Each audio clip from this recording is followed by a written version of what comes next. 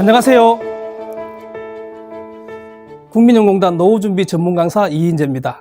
반갑습니다. 요즘 100세 시대란 말을 자주 듣게 됩니다. 100세 시대를 맞이하여 은퇴 후 40-50년을 더 살아가야 하는데 연습할 수도 없는 한 번뿐인 인생을 행복하고 멋지게 보내야 되지 않겠습니까? 행복한 노후 준비를 위해서 여러 가지를 잘 준비해야만 합니다. 오늘은 노후의 행복한 인간관계 만들기에 대해 저와 함께 이야기를 나누어 보도록 하겠습니다.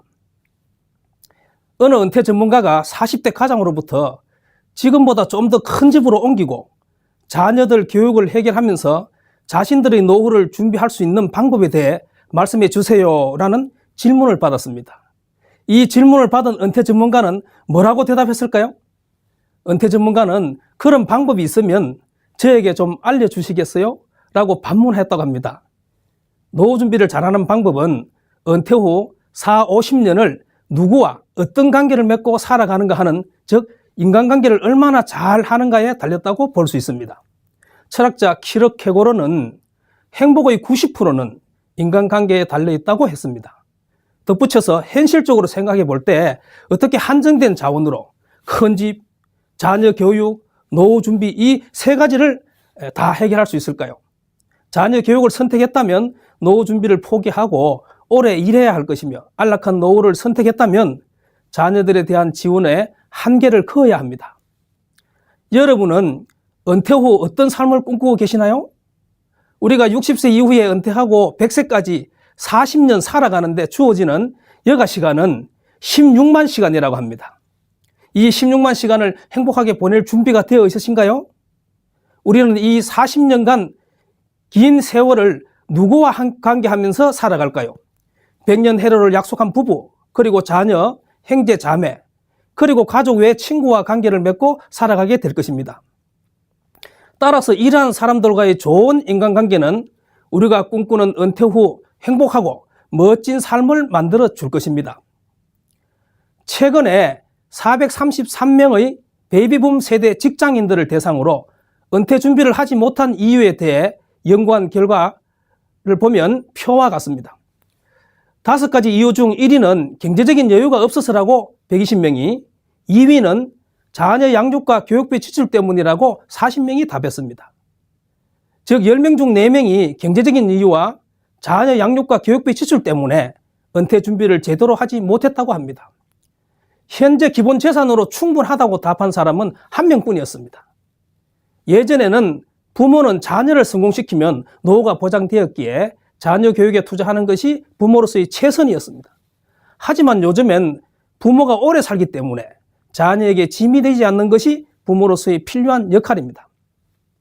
그러기 위해서 은퇴 후 준비를 잘 해야 합니다. 은퇴 후 발생되는 변화는 다양합니다. 은퇴 후에는 소득과 일이 있다가 없어지는 변화가 가장 큰 은퇴의 증거지만, 이와 더불어 주요 공간이 직장에서 집으로, 은퇴 전에는 시간이 항상 없고 일 때문에 바빠서 쉴 시간이 부족했으나 은퇴 후에는 운동과 취미생활, 친구 만나기 등에 많은 시간을 보내도 남는 시간이 지나치게 많아지게 됩니다. 또한 인간관계가 은퇴 전에는 직장 동료와 거래처 사람들과의 관계에서, 은퇴 후에는 가족과 친구로 한정되고, 은퇴 전에 직장인으로서의 소속감이 컸지만 은퇴하게 되면 특별한 소속 집단이 없어지게 됩니다.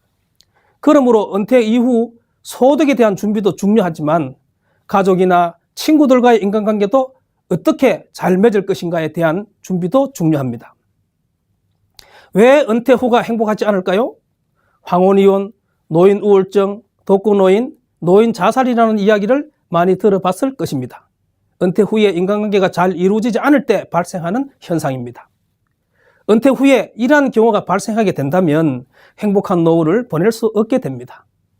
2015년 통계 자료에 의하면 20년 이상 부부의 이혼이 전체 이혼에서 차지하는 비율이 29.9%라고 하는데, 거의 이혼 부부 3쌍 중 1쌍은 황혼 이혼인 셈입니다. 혼인 지속 기간이 30년 이상 된 이혼 부부도 10.4%로 계속 늘어나고 있습니다. 10년 전에는 2005년은 4.8%였는데 거의 2배 가까이 늘었습니다. 부부는 서로 다른 환경에서 성장한 후 결혼하여 자녀를 낳아 키우면서 서로 같은 환경을 공유해 가면서 젊은 시절과 중년의 시기를 보냈습니다.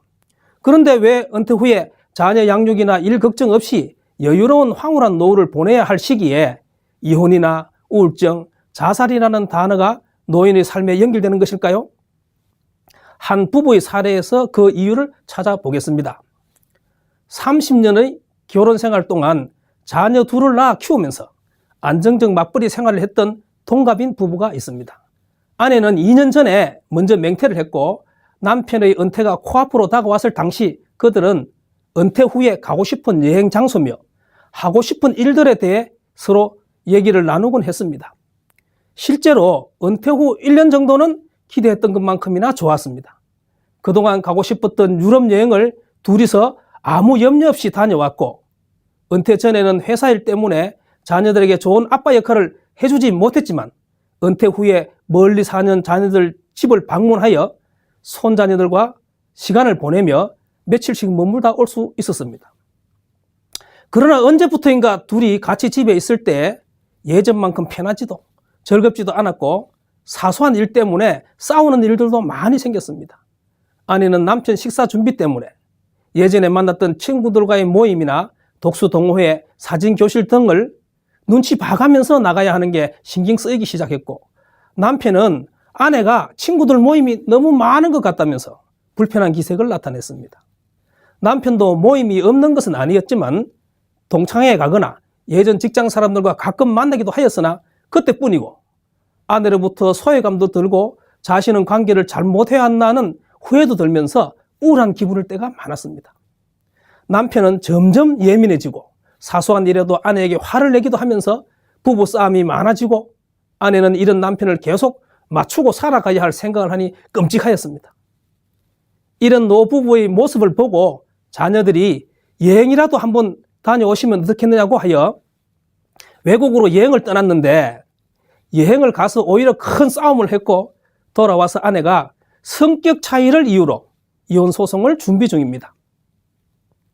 이 부부의 사례를 보면서 은퇴라는 사건이 이 두 부부에게 어떤 변화를 가져왔기에 이혼까지 다다른 것일까요?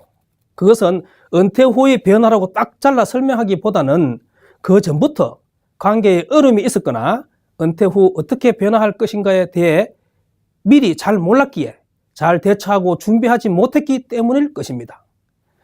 우리가 전혀 한 번도 가보지 않은 나라를 여행하려고 할 때 항상 준비를 합니다. 외국 여행 갈 때 뭘 준비하시나요? 여권을 준비하고 그 나라의 화폐도 알아보고 환전도 하고 날씨를 알아보고 챙겨갈 옷도 준비합니다. 마찬가지로 은퇴 후 경험하게 되는 새로운 나라에 대해서도 미리 알아보고 뭘 챙겨야 할지 미리 준비해야 하는 것입니다. 특히 노년기 남자와 여자의 변화에 대한 지식 습득이 필요합니다. 노년기 성격은 어떻게 변화될까요? 노년기 성격은 먼저 우울 성향이 증가하게 됩니다. 이는 신체적 질병, 배우자의 죽음, 경제 사정의 악화, 일상생활에 대한 자기 통제 불능, 사회와 가족으로부터의 소외, 지나온 세월에 대한 회한 등 노화에 따른 다양한 스트레스로 인해 발생합니다. 노년기는 누군가의 도움에 의지하려는 수동성이 증가하게 됩니다. 노년기에는 경직성이 증가합니다. 새로운 변화를 시도하기보다 과거 자신이 해왔던 안전한 방법을 고수합니다. 노년기는 행동이 조심스러워집니다. 다음은 성 역할의 변화로 나이가 들면 남녀의 성 역할이 변화되는 경향이 있습니다. 일반적으로 남성은 수동성이 증가하고 친화성과 섬세함을 보이는 반면 여성은 공격적이고 자기 주장이 많아집니다. 노년기는 친근한 사물에 대해 지나치게 애착심을 갖게 됩니다. 또한 노년기에 자신의 흔적 즉 유산을 남기려는 경향이 있습니다. 마지막으로 노년기가 되면 경제적으로, 신체적으로, 심리 정서적으로 의존성이 증가하게 됩니다. 다음으로 은퇴 후에 어떻게 노년의 삶에 적응하는지 그 적응 유형을 살펴보겠습니다. 첫째는 성숙형입니다. 늙어가는 자신을 수용하고 생에 대해 감사하는 자세를 지닙니다. 일상생활과 대인관계, 사회생활에 만족하면서 매우 활동적입니다. 둘째는 은둔형입니다. 일생 지녔던 무거운 책임을 벗어던지고 복잡한 대인관계와 사회활동에서 해방된 것을 다행스럽게 여기는 사람들입니다. 흔들 의자에 앉아서 편히 쉬는 것을 원하는 유형입니다. 셋째는 무장형입니다. 노년기의 수동적인 면과 무기력함을 수용할 수 없어서 사회활동 및 기능을 계속 유지하는 사람들입니다. 넷째는 분노형입니다. 인생 목표를 달성하지 못하고 늙어버린 것에 대해 비통해하는 사람들입니다. 자신이 늙어가는 것을 수용하지 못하여 노화에 쉽게 적응하지 못합니다. 다섯째는 자학형입니다. 자신의 인생 실패의 원인을 자신에게 돌리고 자신을 책망합니다. 나이가 들수록 우울증에 걸릴 가능성이 높고 심한 경우 자살을 시도하기도 합니다. 우리는 은퇴 후 삶이 어떻게 적용해야 할까요?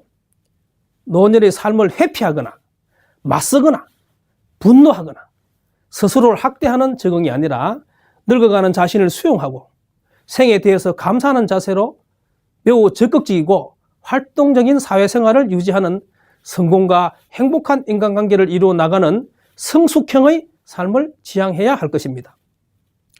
여러분, 은퇴 남편 정우이라는 말을 들어보셨나요? 이는 은퇴 후 삶의 부적응일 때 나타나는 현상으로 은퇴 후 집에 있게 되면서 노화 증상이 심해지기도 하고 심한 부부 갈등을 겪기도 합니다. 사소한 일에도 민감하게 반응하고 잔소리가 심해지는 행동이 대표적인 증상입니다. 또 동시에 탈진 증후군에도 시달리기도 합니다. 은퇴하면서 권위와 명예를 모든 것을 상실하고 마치 삶이 끝난 것 같은 상실감에 시달리는 경우입니다. 은퇴 후 후유증이 크다는 것은 그만큼 집과 가족보다는 직장과 일 등 외부 생활에 중심을 두고 살았다는 증거이기 때문입니다. 자녀들이 아직도 공부를 끝내지 못했거나 결혼을 시키지 못한 경우는 더 심해지기도 합니다. 그러면 은퇴 후 관계 맺기를 원활하게 하지 못하는 원인은 뭘까요? 첫째, 학연, 지연, 혈연과 같은 기본적인 네트워크가 은퇴 후에는 거의 연결되지 않기 때문입니다. 은퇴를 하게 되면 내가 살고 있는 지역사회와 이웃과의 관계가 더 중요해지게 됩니다. 그런데 우리나라 사람들은 은퇴 후 새롭게 이웃과 지역사회와 공동체 생활을 만들어내기가 쉽지 않다고 합니다. 둘째, 은퇴 전과 은퇴 후의 인간관계의 양과 질이 달라집니다. 눈에 띄게 부부가 함께 보내는 시간이 변화함에 따라 지금까지 형성되어 왔던 부부관계와 자녀관계에 지각 변동이 일어납니다. 그러므로 은퇴 후에는 중심이 되는 생활이 가족과 이웃 중심의 관계로 변화된다는 것을 분명하게 인식하고 새로운 인간관계와 공동체를 만들려는 적극적인 노력이 있어야 합니다. 셋째, 은퇴한 후에도 직장에서 맺어진 관계에 미련을 두기 때문입니다. 갑작스레 사장님에서 동네 아저씨로 전락했음에도 불구하고 은퇴 전에 받았던 명함들을 만지작거리고 자신도 그 명함에서 머물러 있게 되면 적극적인 은퇴 후 삶을 계획하기가 어려워집니다. 적극적인 은퇴 후 인간관계 형성을 위해서는 이와 같은 전철을 밟아서는 안 될 것입니다. 그렇다면 노년기 행복에 영향을 미치는 인간관계는 무엇일까요? 바로 부부관계, 친구관계, 형제자매관계, 자녀와의 관계입니다. 이제 각각의 관계에 대해 구체적 의미를 살펴보도록 하겠습니다. 형제자매는 혈연적 유대를 바탕으로 오랜 기간 문화를 공유하였으므로 독특한 감정이입 능력을 갖기 때문에 가족 정체감의 공유는 노년기 형제 간의 긴밀한 유대와 상호 의존성을 증가시킵니다. 형제자매 관계는 비슷한 연령의 같은 세대로 결속력이 높은 우정의 관계입니다. 노년기에는 연령이 증가함에 따라 형제자매에 대한 친밀감과 일치감, 감정적 지원 등의 긍정적인 감정은 증가하는 반면 부정적인 감정은 줄어든다고 합니다. 그래서 사별이나 은퇴와 같이 어려운 사건을 겪게 될 때에 성공적인 모델이 되며 새로운 규범과 가치에 대한 옳고 그름의 안내자로서의 역할을 합니다. 은퇴 후에는 또 가족 경조사가 많이 생깁니다.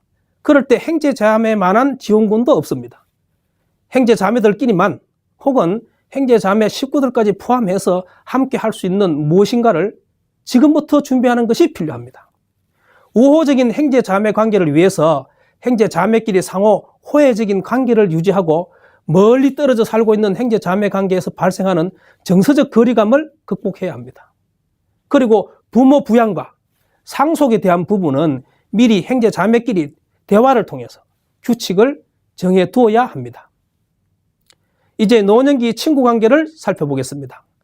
가족은 하늘이 맺어준 인연이라면 친구는 내가 선택한 가족이라고 할 수 있습니다.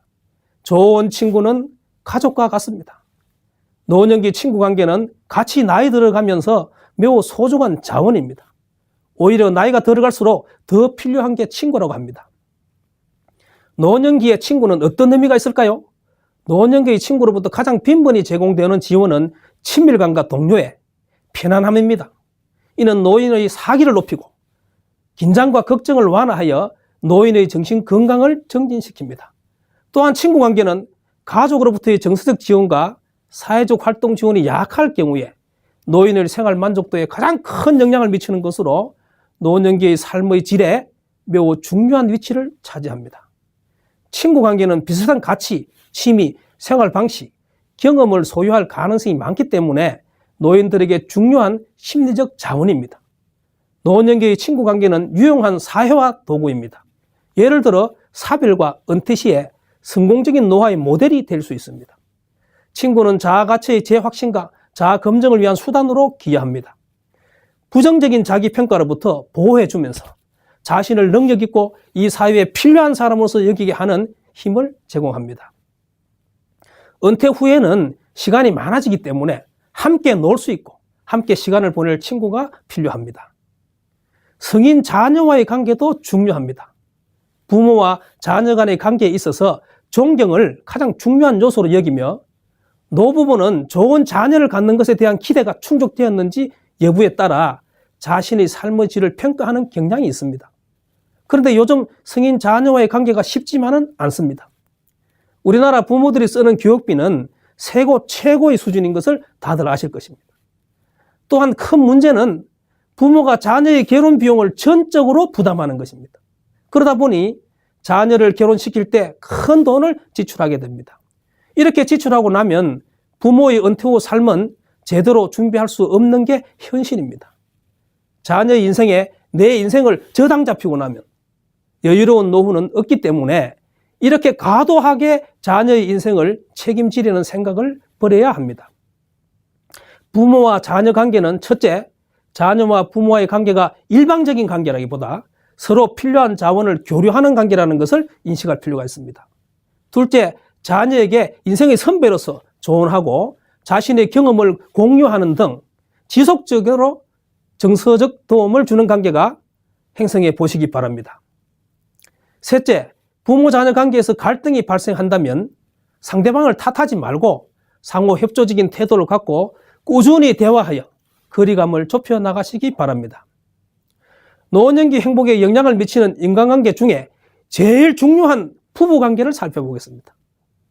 남편과 아내는 서로를 배우자라고 합니다. 남편과 아내는 서로 배워야 한다는 말로 들립니다. 부부는 서로 가르치지 말고 서로 배워야 하기에 배우자라 합니다. 베이비붐 세대의 경우 자녀 수가 적은 데다 수명이 증가함에 따라 부부만 사는 기간은 19.4년 이상이 될 것이라며 노후에 부부가 어떻게 살아갈지에 대한 준비가 되어 있지 않으면 오래 살수록 부부 갈등과 이혼이 증가할 가능성이 매우 높다고 합니다. 은퇴 후는 별도로 직장이라는 공간이 없기 때문에 집이라는 공간이 부부의 생활 공간이 됩니다. 이때 노년기 변화에 따른 역할의 변화와 가사 분담을 조정하는 것이 꼭 필요합니다. 행복한 부부관계를 위한 전략으로 첫째, 은퇴하면 부부가 많은 시간을 함께 보내게 됩니다. 부부 둘만이 오붓한 시간을 보낼 수 있는 공간을 만들고 애정 표현을 자주 하여 친밀감을 높이도록 노력하세요. 둘째, 부부관계의 기본은 상대방에 대한 배려입니다. 배우자의 변화에 세심한 주의를 기울이고 어떤 일을 결정할 때 배우자 입장에서 먼저 생각해 보는 것이 중요합니다. 셋째, 배우자의 상실은 생활의 일대 전환을 가져오기도 합니다. 친밀한 부부관계를 유지하면서 친구관계 형성도 잘 형성해 두는 것이 좋습니다.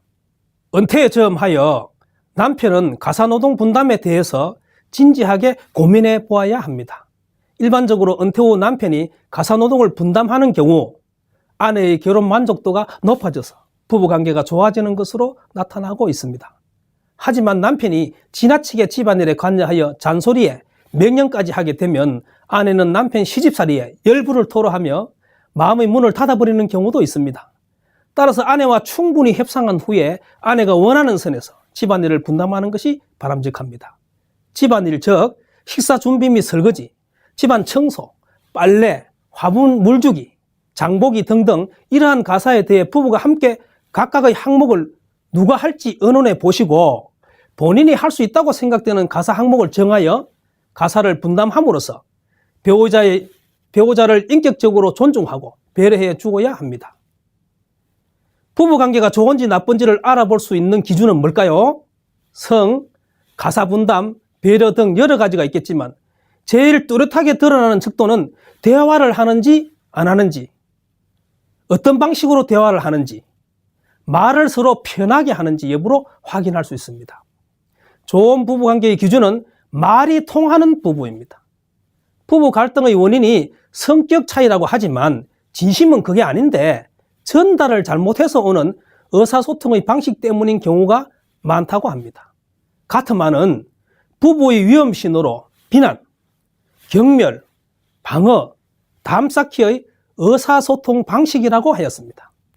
좋은 부부관계를 위한 의사소통은 비난이 아닌 칭찬을, 경멸이 아닌 존중을, 방어가 아닌 인정을, 담쌓기가 아닌 공감으로 의사소통하여야 합니다. 현재 부부관계의 상태를 확인해 보기 위해 배우자와 자신의 의사소통 유형을 점검해 보고 의사소통에 문제가 있다면 상담을 받거나 소통 방식을 개선하도록 노력하여야 합니다. 현재의 부부관계가 노년기에도 그대로 이어지기 때문입니다. 일반적으로 관계에서 대화가 중요하다는 얘기를 우리는 참 많이 들었습니다. 그러나 대화가 중요하다고 하지만 정작 우리는 대화법에 대해서 알려주는 배움의 기회가 그리 많지는 않았습니다. 그래서 실제로 대화를 서로 잘 하면서 소통하고 긍정적 방향으로 관계가 성장해가는 부부의 모델을 찾기가 쉽지는 않습니다. 대화가 잘 된다는 것은 서로 마음까지도 잘 나누고 들어주고 결정해야 할 일이 있을 때 민주적으로 잘 결정할 수 있고 화나 스트레스 같은 부정적 정서도 적절한 방법으로 표현할 수 있는 것을 의미합니다. 이러한 대화법은 배워야 합니다. 상대방과 소통하는 대화도 공부하고 외우고 반복해서 사용해보는 연습이 있어야 실전에서 활용 가능해집니다. 지금 이 시간에는 대화법에 대해 배워보겠습니다. 대화에는 1, 2, 3 법칙이 있는데 1은 적게 말하고 2는 많이 듣고 3은 맞장구를 쳐야 한다는 것이며 그 중에서 많이 들어주는 것이 가장 중요한데 잘 들어주는 것을 공감적 경청이라고 합니다. 공감적 경청이란 상대방이 전달하고자 하는 말의 내용은 물론 내면에 깔려있는 동기나 정서에 귀 기울여 듣고 이해한 바를 상대방에게 표현해 주는 것을 말합니다. 또 지시하고 명령하는 너 전달법과 내 마음을 실어서 존중하고 배려하고 인정하는 하고 감싸주는 나 전달법이란 대화법이 있습니다. 대화의 1, 2, 3 법칙, 공감적 경청, 나 전달법 등 여러 가지 대화법이 있겠지만 오늘은 그 중에서 비폭력 대화법이라는 것에 대해 공부해 보겠습니다.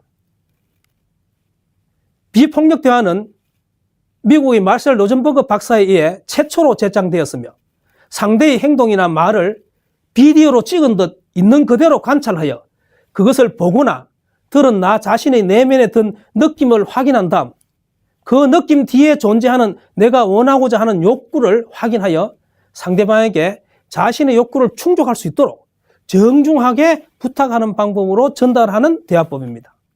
비폭력 대화는 관찰, 느낌, 열망, 요청의 4단계로 대화하는 것입니다. 반대로 폭력은 상처를 남기는 것이 특징이듯이 언어도 비난, 판단, 강요 등의 대화는 폭력적 성향이 있고 이로 인해 상대방에게 상처가 된다는 의미에서 폭력 대화라고 할 수 있습니다. 이어서 폭력 대화와 비폭력 대화를 사례를 통해 알아보도록 하죠. 어느 부부의 폭력 대화 사례를 각색해 보겠습니다. 아내, 어제 도와주기로 해놓고 왜 그렇게 늦게 퇴근했어? 당신은 맨날 거짓말만 하고 약속을 안 지키더라. 남편, 뭐? 내가 언제 거짓말 했다고 그래? 아내, 어제 일찍 퇴근해서 짐 정리하는 거 도와주기로 했잖아. 내가 언제 그런 약속을 했던가? 당신이 착각한 거겠지. 잘못 들었거나.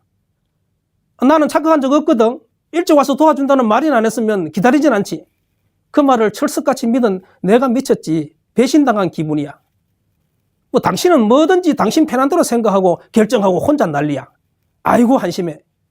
뭐라고? 한심하다고? 알았어.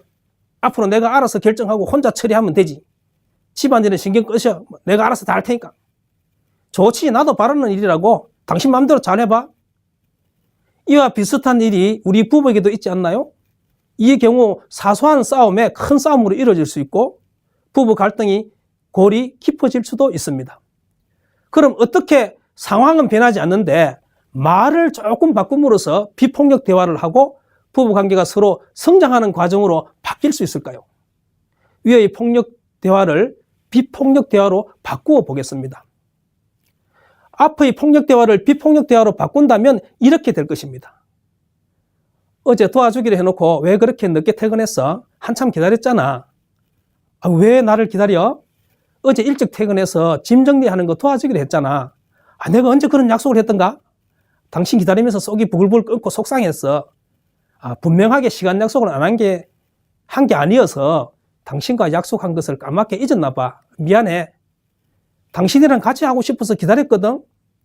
다음부터 분명하게 시간을 정하면 좋겠어. 그리고 미리 문자 보내주면 약속 잊지 않으려고 노력할게. 그래, 그럴게. 이와 같이 부부가 대화를 주고받으려면 누군가 한 사람이 먼저 비폭력 대화를 시작해야 합니다. 가는 말이 고와야 오는 말이 곱다라는 말이 있듯이 비폭력 대화라는 기술을 배워서 부부가 서로 편한 관계가 된다면 한번 시도해보는 것도 좋지 않을까요? 하버드 대학교 로버트 웰딩거 교수는 무엇이 인생을 행복하고 건강하게 만드는가라는 물음에 사회적 연결이 긴밀할수록 더 행복하고 건강하다고 했습니다. 오늘은 은퇴 후 변화된 모습과 노후 적응 유행에 대해서 살펴보았습니다. 은퇴 후의 행복한 삶이란 가족과 주변의 친구들과의 인간관계에 달려있다는 사실을 이해하면서 인간관계를 잘 하기 위한 올바른 대화법에 대해 알아보았으며 그 중에서도 비폭력적 대화에 대해서도 알아보았습니다. 노후의 행복은 올바른 대화법을 통하여 인간관계를 잘 하는 것에 달렸다는 것을 강조하면서 강의를 마칩니다. 경청해 주셔서 감사합니다.